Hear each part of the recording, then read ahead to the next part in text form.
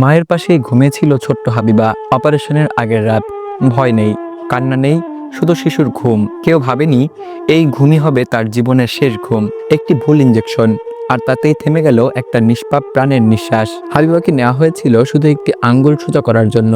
নিয়ম ছিল anaesthesia injection দেওয়া হবে অপারেশন থিয়েটারে, কিন্তু সেই নিয়ম ভাঙলেন সিনিয়র স্টাফ নার্স ইয়াসিন। কোনো অনুমতি না নিয়ে, কোনো ডাক্তারকে না জানিয়ে ওয়ার্ডে শিশুটিকে ইঞ্জেকশন পুশ করা হলো।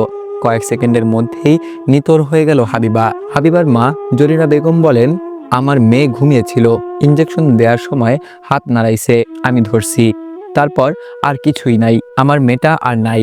যে মা সকালে ভাবছিল মেয়েকে অপারেশন করিয়ে সুস্থ করে বাড়ি নেবেন, দুপুরে সেই মাকেই ফিরে যেতে হলো সন্তানের লাশ রেখে। বাবা কামরুজ্জামানের কণ্ঠে শুধু হাহাকার। একটা আঙ্গুল সোজা করতে এসে আমার অসুস্থ মেয়ে লাশ হয়ে গেল। এটা কি চিকিৎসা? এটা কি হাসপাতাল? তার চোখে আজ কোনো পানি নেই, শুধু শূন্যতা।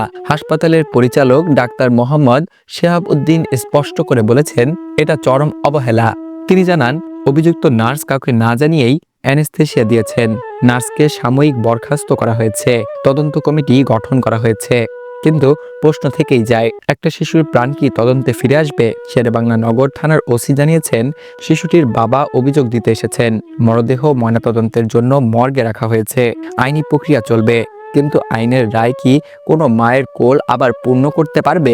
আজ হাবিবা, কালকে একটি হাসপাতাল যেখানে মানুষ যায় বাঁচতে, সেখানে যদি এমন ভুলে শিশু মরতে হয়, তাহলে নিরাপদ জায়গাটা কোথায়? এই মৃত্যু শুধু একটি দুর্ঘটনা নয়, এটা একটি ব্যবস্থার ব্যর্থতার রক্তাক্ত দলিল।